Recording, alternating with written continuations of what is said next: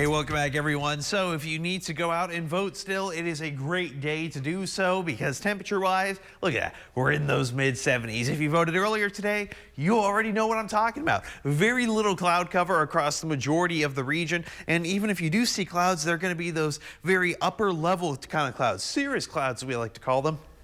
Typically made of ice crystals. Yeah, not necessarily a whole lot of liquid water in them. That's what gives them kind of that fluff, that less fluffy look, but a lot more kind of streamlined. I love that. All right, radar not showing any kind of rain. I do see rain coming in with the next couple of days ahead of our next system. I'll get into details on that in just because, well, we all know that we could use at least a little bit of rain. Granted, I know it doesn't rain much here, but we can always hope for a little more. All right, so if you still need to go out and vote, plenty of sunshine, and even when the sun sets, temperature-wise, not staying really all that bad. We're staying in the 70s across the majority of the region. You still got time if you haven't head out there already. By tonight, all right, I got relatively clear skies, but a bit of cloud cover is going to begin to build by the later parts of the evening into the early parts of tomorrow morning.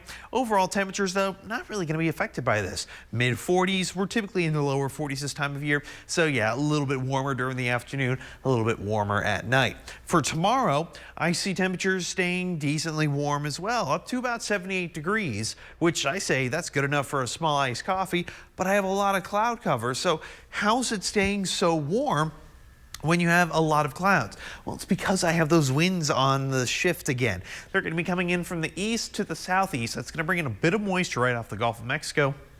And it might even introduce a chance for some of those isolated showers, maybe a little rumble of thunder, most of which are going to be for our very far eastern counties, most of which not even really taking place until overnight, more so going into Thursday overnight into early Thursday morning. Majority of the rain and any kind of thunderstorm activity going to stay well outside of our region, so I don't have very widespread coverage when it comes to a lot of this. Just plenty of that cloud cover over the next 48 hours. Look at that, rainfall estimates in just the hundredths of an inch. If we get anything, it's going to be very minimal. So that's good. We don't have to deal with severe weather, but if we're going to get some rain, let's actually get some rain. I don't like a whole lot of this little 20%, you probably won't get it kind of deal, but at least I do know after that little chance for rain passes, we do all begin to cool down with the next cold front until we have to switch our clocks, and then the temperatures are on the increase going into early next week. I got 70s and 80s finally making a comeback